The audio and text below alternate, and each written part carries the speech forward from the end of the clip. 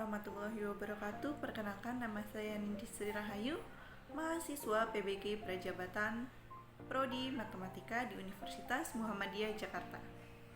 Pada video kali ini, saya akan menyampaikan mengenai desain instruksional untuk memenuhi tugas pada mata kuliah pembelajaran daring dan bauran.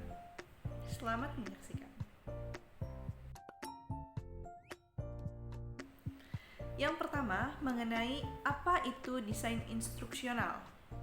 Desain instruksional adalah serangkaian proses perencanaan, analisa, desain, pengembangan, penerapan, dan evaluasi instruksi dalam setting pendidikan atau pelatihan baik formal maupun informal yang terstruktur dan teratur namun fleksibel.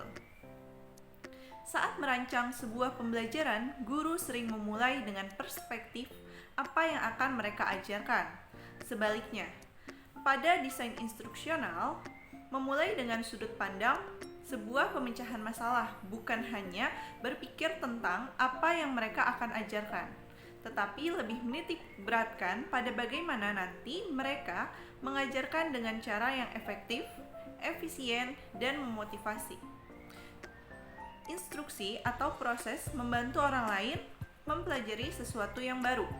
Dapat sesederhana menunjukkan prosedur singkat yang diikuti. Selanjutnya yang kedua, mengapa dibutuhkan desain instruksional? Dalam konteks pendidikan, desain instruksional membantu guru untuk memenuhi, memotivasi, dan juga mempercepat kebutuhan peserta didik dengan lebih baik.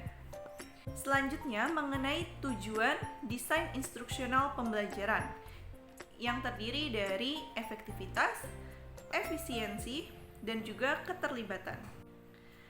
Dengan adanya desain instruksional pembelajaran, akan lebih mudah untuk memenuhi tujuan pembelajaran dengan seefektif mungkin, serta memenuhi tujuan pembelajaran secepat mungkin dan tanpa membuang energi.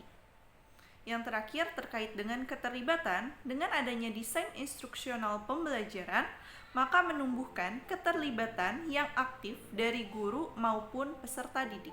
Selanjutnya, mengenai langkah-langkah dalam melaksanakan desain instruksional. Tujuan yang pertama adalah dengan mengidentifikasi tujuan instruksional. Selanjutnya, setelah kita identifikasi tujuannya, kita harus menganalisis instruksional. Dan yang ketiga, kita juga harus menganalisis siswa dan konteks. Serta yang keempat, kita harus menuliskan tujuan dan juga kinerja. Selanjutnya yang kelima, ada mengembangkan instrumen penilaian. Dan yang keenam adalah mengembangkan strategi instruksional. Serta yang ketujuh, mengembangkan dan memilih bahan ajar. Dan yang kedelapan, merancang dan mengevaluasi formatif. Serta yang terakhir adalah merancang dan melakukan evaluasi sumatif. Selanjutnya mengenai desain instruksional pada pembelajaran daring dan bauran, yang pertama adalah menentukan tujuan pembelajaran.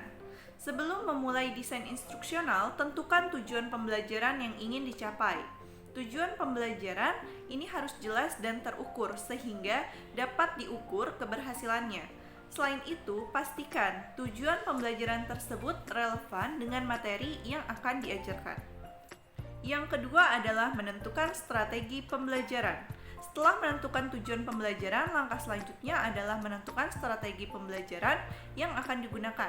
Strategi pembelajaran ini dapat berupa pembelajaran langsung atau synchronous learning, atau pembelajaran mandiri, yaitu asynchronous learning. Pembelajaran langsung dapat dilakukan dengan menggunakan video conference atau platform chatting, sedangkan pembelajaran mandiri dapat dilakukan dengan menggunakan materi belajar yang dapat diakses oleh siswa kapan saja. Selanjutnya yang ketiga adalah menentukan metode pembelajaran.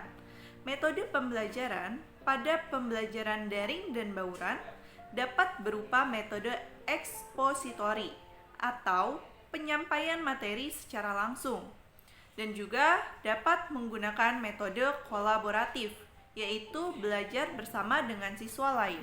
atau menggunakan metode investigasi, yaitu membuat penemuan dengan memecahkan masalah.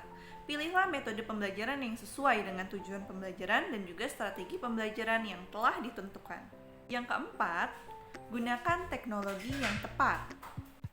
Pada pembelajaran daring dan bauran, teknologi menjadi hal yang sangat penting. Pastikan teknologi yang digunakan dapat mendukung tujuan pembelajaran dan strategi pembelajaran yang telah ditentukan. Selain itu, pastikan teknologi yang digunakan mudah diakses oleh siswa dan memungkinkan interaksi antara siswa dan pengajar. Yang kelima adalah menilai hasil pembelajaran. Setelah pembelajaran selesai dilakukan, perlu dilakukan penilaian hasil pembelajaran. Penilaian ini dapat dilakukan dengan menggunakan tes, tugas, atau proyek. Pastikan penilaian yang dilakukan sesuai dengan tujuan pembelajaran dan dapat mengukur sejauh mana siswa telah mencapai tujuan pembelajaran tersebut. Dalam pembelajaran bauran, desain instruksional harus dapat mengintegrasikan pembelajaran daring dan tatap muka secara efektif. Pastikan pembelajaran daring dan tatap muka saling mendukung dan memperkuat satu sama lain. Selain itu, pastikan siswa dapat mengakses sumber belajar dengan mudah dan memungkinkan interaksi antara siswa dan pengajar. Demikian yang dapat saya sampaikan mengenai desain instruksional. Kurang lebihnya mohon maaf. Assalamualaikum warahmatullahi wabarakatuh.